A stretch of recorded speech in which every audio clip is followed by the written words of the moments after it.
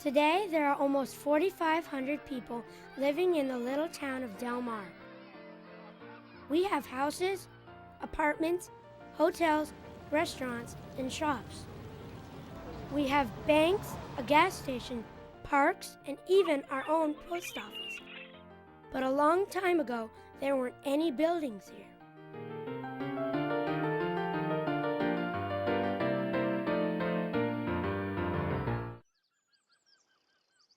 Thousands of years ago, the first people to live in the area were known as the Sandigitos.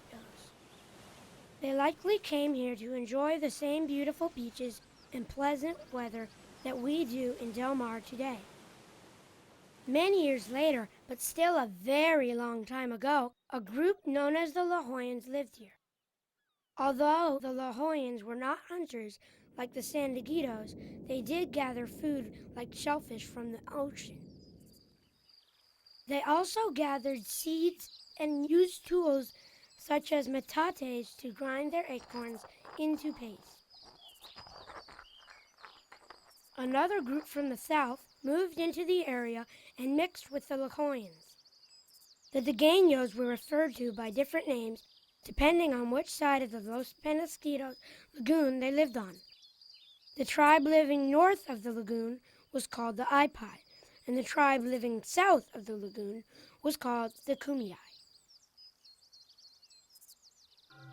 In the mid-1700s, the Spanish came to San Diego and built missions. They also converted Indians to Catholicism and used them to build more missions north of San Diego. The Spanish took over the land and resettled many of the Kumeyaay on farms to grow food to support the missions along the Southern California coast. After the war between Spain and Mexico in the early 1800s, the missions were closed as the Spanish gave control of the area to Mexicans. Many people came from the east to California at the end of the Civil War, and even more when the railroad was constructed in the 1880s. Americans started living in the area, but Del Mar was still very different than it is today. For one thing, Del Mar was called Township 14. Some people even called the area Weed after a local rancher, Mr. William S. Weed. In 1880, a New Yorker named Theodore Loop came to Southern California to build a railroad connecting Los Angeles and San Diego. The original train tracks were laid right down in the middle of Township 14. Oh, that's Del Mar! Mr. Loop liked the area so much, he told people that he had found the most attractive place on the entire coast, and he built a house near the mouth of Los Penasquitos Lagoon.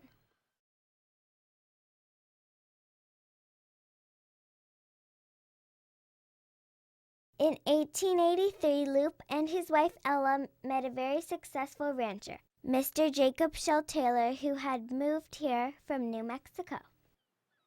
Taylor and Loop decided to work together and build a new resort town. You guessed it, Del Mar. Taylor had the whole community mapped out. The town would be half a mile wide and 2 miles long. It would be built along both sides of the railroad track. Taylor gave all the east-west streets numbers 1 through 22 and named the north-south streets Ocean, Grand, Railroad, and Highland.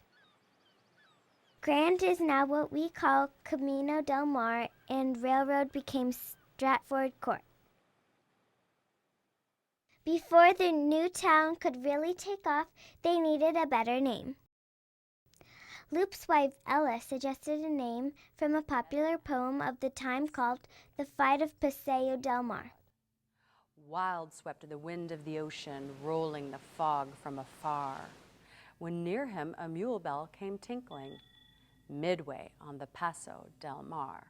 So, in 1885, the town was officially named Del Mar. In Spanish, Del Mar means Of the sea. Taylor's big plans for Del Mar included building homes for people to live in, a school for children, and a hotel for visiting tourists. He was convinced that once people came to see his beautiful little beach town, they would want to stay, and Taylor intended to build and sell them houses to make a living. Many of the first homes were built on 9th and 10th Street, making it the center of town. Taylor built as many as 40 small houses, a 2-story Victorian schoolhouse, an observation tower, a train depot, and a water system. Before long, there was a butcher shop, a bakery, a post office, all the makings of a real town. By 1886, Jacob Taylor opened the first hotel in Del Mar at the center of town on 10th Street. He called it Casa Del Mar. Casa Del Mar was a fancy hotel. It had a music room, a smoking room. They even served ostrich egg omelets for breakfast. Ostrich egg omelets? Ew! To entertain visitors, Taylor built a dance pavilion on the beach at the foot of 11th Street. He also built a large swimming pool that went out into the ocean called a natatorium. Fun fact! The natatorium was the only bathing pool on the Pacific coast built into the surf. Above the pool was a platform so people could watch the swimmers from above. It had a 4-foot concrete wall at the end of it shaped like a ship's boat. So the water could come in, but the stingrays stayed out. You can still see remains of the natatorium at low tide.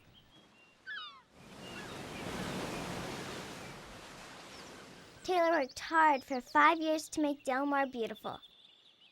He planted cypress and eucalyptus trees and fresh flowers along the streets. Sadly, in 1889, the economy was starting to slow down and the California land boom was beginning to fade. In that same year, there was a big storm. It rained so hard that the roads were washed out and farm animals drowned. The steps down to the beach were ruined, and so were the railroad tracks. It became very hard to get in or out of Del Mar. The town was isolated.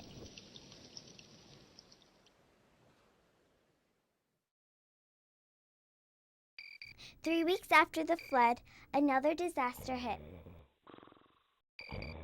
One night, Jacob Taylor woke up to the smell of smoke in his hotel room. He quickly woke all of the hotel guests. The fire was so big that within 2 hours, the entire hotel burned to the ground. Taylor insisted that he would rebuild a hotel, but unfortunately, he never finished it. He moved to Texas and left behind the town he founded, never to return. For almost 15 years after the fire and departure of Jacob Taylor, Del Mar was quiet. Many people left Del Mar and moved just a little east to the outback to make a living farming. That farm country is now called Carmel Valley. Taylor's sister Lucille tried her hardest to maintain the town. She was able to rent some of the cottages in summer, but as time wore on, the town started to look run down. By 1900, Del Mar had nearly become a ghost town. Lucille wasn't ready to give up on Del Mar and continued to run advertisements in the San Diego Union newspaper. Perhaps one of these ads is what caught the attention of the South Coast Land Company. They bought all the vacant land north of 9th Street and began a new era in the development of Del Mar.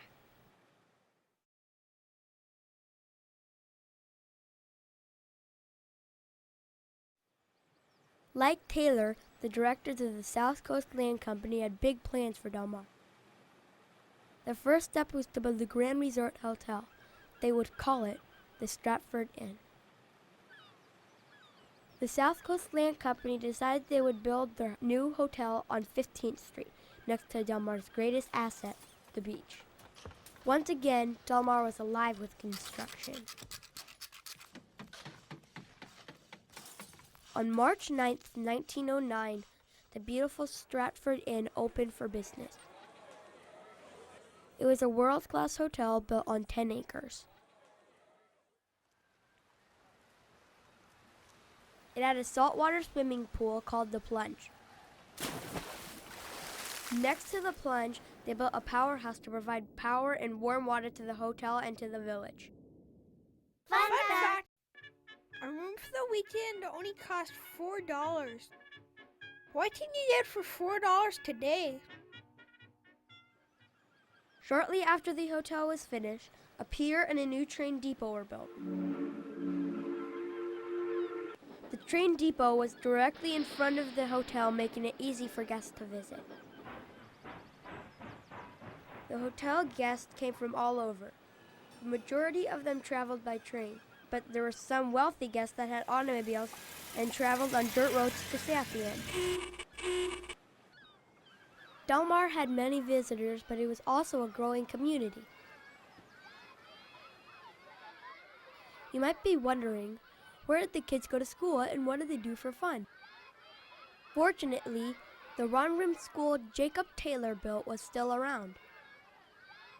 In the early 1900s, there were only 11 kids in the whole school. There were certainly no computers or even books. Kids didn't even have to wear shoes to school.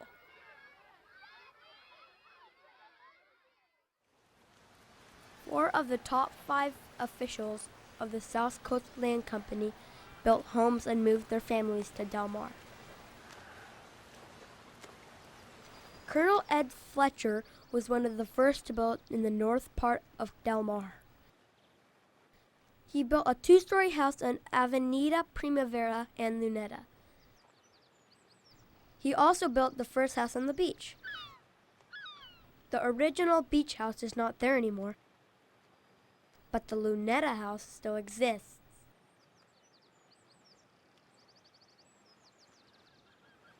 William Kirchhoff hired the same architect who designed the Stratford Inn to design his house, also on Luneta. The architect's name is John S. Austin, and he built many other houses in Del Mar using a similar style called California Craftsman.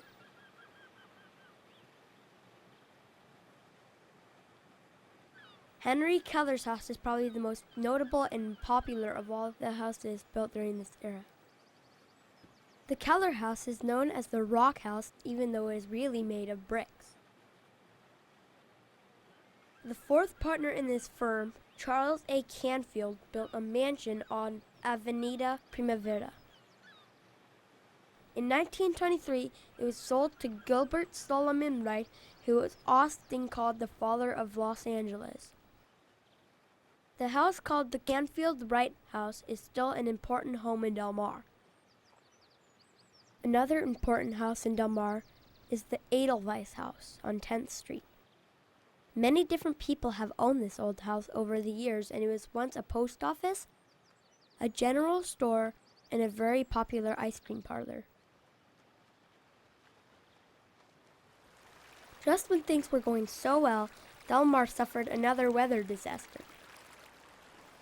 Heavy rains and floods in the winter of 1916 washed out roads and bridges, isolating Del Mar. School was closed for almost 2 weeks. A few years after the floods, there was another disaster in Del Mar. In 1920, the very popular Plunge burned down. A new pool was built in its place.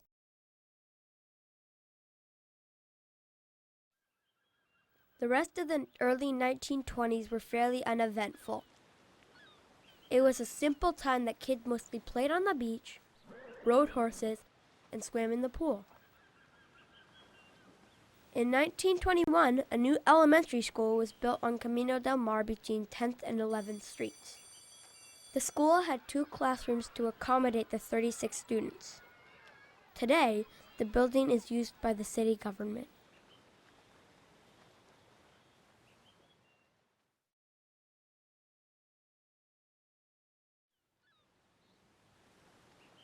During the 20s and 30s, Del Mar experienced a lot of growth.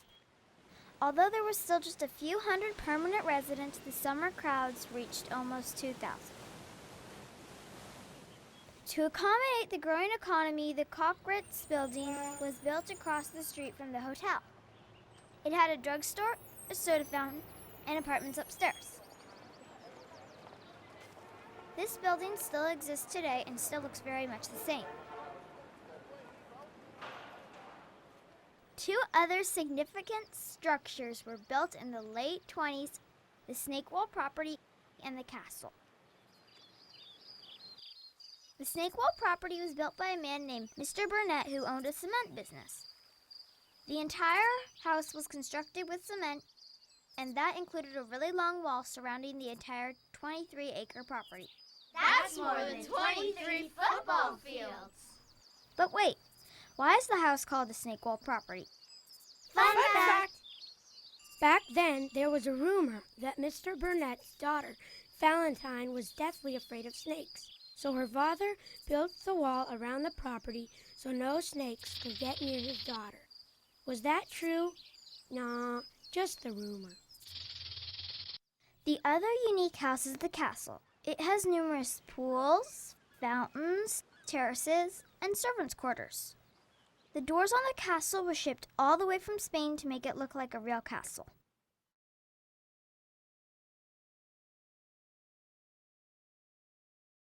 Not everyone was living in a castle, though.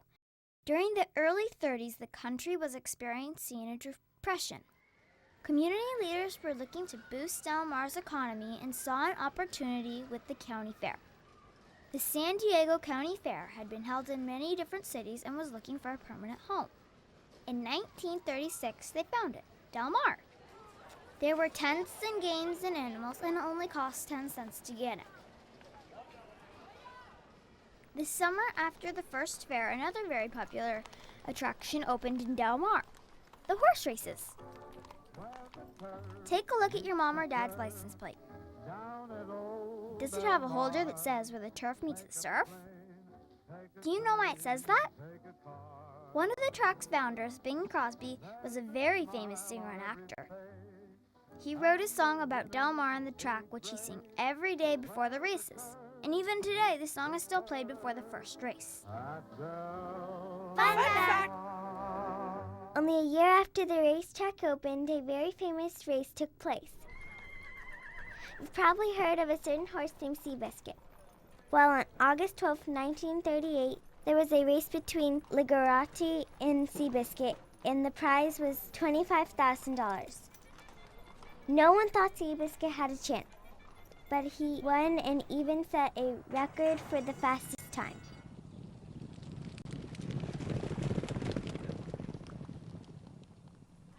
Like the fair, the track brought people and money to Del Mar.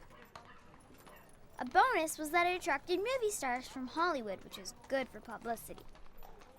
When it first opened, the Del Mar racetrack was the biggest show in town. For the residents of Del Mar and surrounding areas, the racetrack was a 2-for-1 deal. All of the excitement of the horse races, plus the chance to rub elbows with some of Hollywood's biggest stars. In addition to Bing Crosby, another big star of time, Pat O'Brien, was a track regular. Pat O'Brien worked with Bing Crosby and others to open the track in Del Mar. Bing became the president and Pat became vice president of the Track Association. Another big star of the time, Jimmy Durante, discovered the charms of Del Mar. Mr. Durante enjoyed the town and the track so much that he came to Del Mar every summer for 30 years. Jimmy Durante was so highly respected that the citizens of Del Mar named a street between the track and town after him.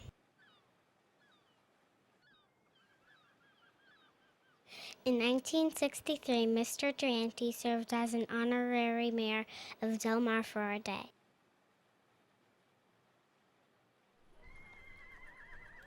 Have you ever heard of a TV show called I Love Lucy? You may have seen some reruns on cable TV. Even before they had the popular TV show, Lucy and Desi Arnaz made Del Mar their summer getaway. They owned racehorses and loved going to the track. Another Hollywood couple to frequent the racetrack was Betty Grable and her husband, Harry James. Betty Grable was a very popular film star and lived part-time in Del Mar for 2 decades. She was so taken with Del Mar that she was suspended twice by a Hollywood studio for refusing to work during the Del Mar race season. Perhaps the most famous Hollywood couple to visit Del Mar was Ronald and Nancy Reagan. Before he was governor of California and the 40th president of the United States, he and his wife were both actors in Hollywood. They bred racehorses and were often seen at the racetrack. There are many other famous faces at Del Mar's racetrack. W.C. Fields, Mickey Rooney, Dorothy Lamour, and Glenn Ford. Jane Mansfield, Milton Berle, Eliza Minnelli, Dick Van Patten, Tim Conway, and Mel Brooks. Hollywood stars have enjoyed the racetrack in Del Mar as much as anyone over the years. During World War II, the races came to a halt so that the buildings could be used as a bomber tail assembly plant. Many of Del Mar's facilities were used by the troops.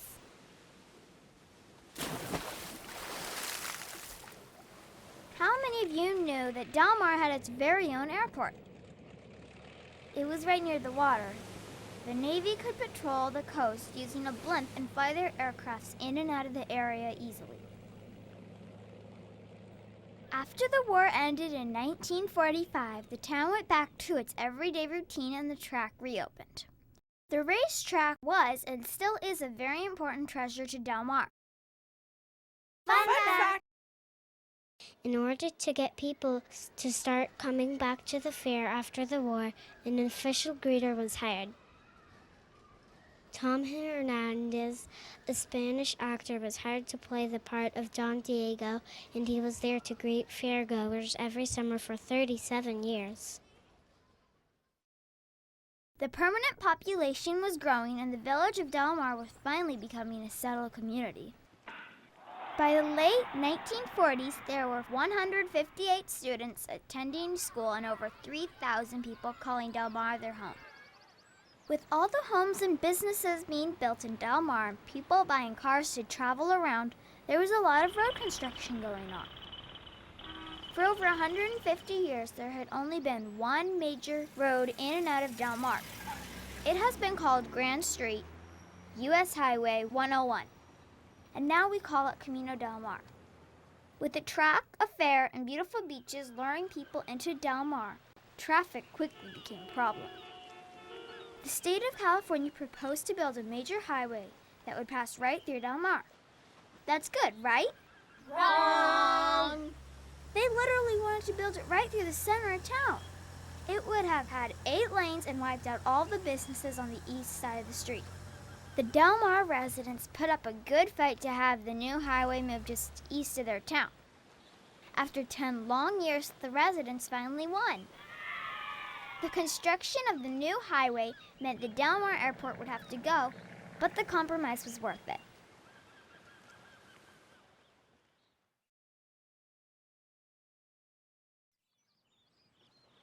As the town grew, Del Mar residents wanted independence.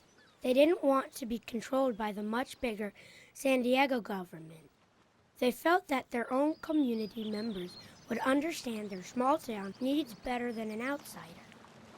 The technical name for what Del Mar wanted was called City Incorporation, but the residents referred to it as Home Rule.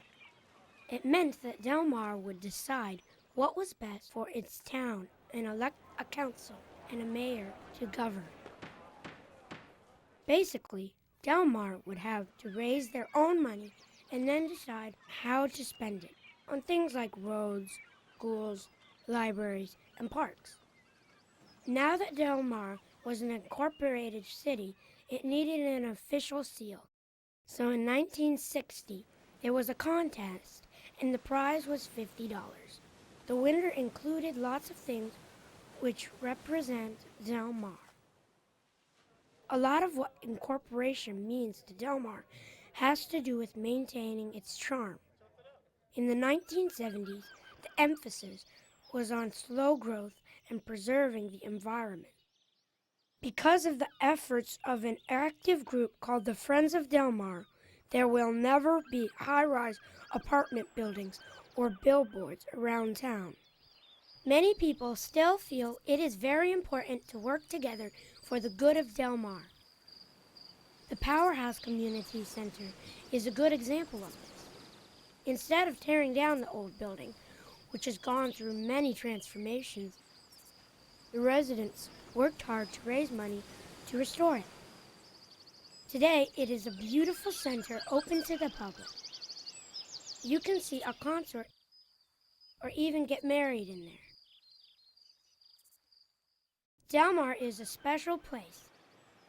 It took 150 years to build, and it grew family by family. Today, almost 4,500 people call Del Mar their home. People come to live here for the same reasons the Native Americans and pioneers did. It is one of the most beautiful places in the country. Whether you are enjoying the beach, spending a day at the races, or just relaxing, it is good to know that not only have many people walked the paths before you, but also many people will continue to do so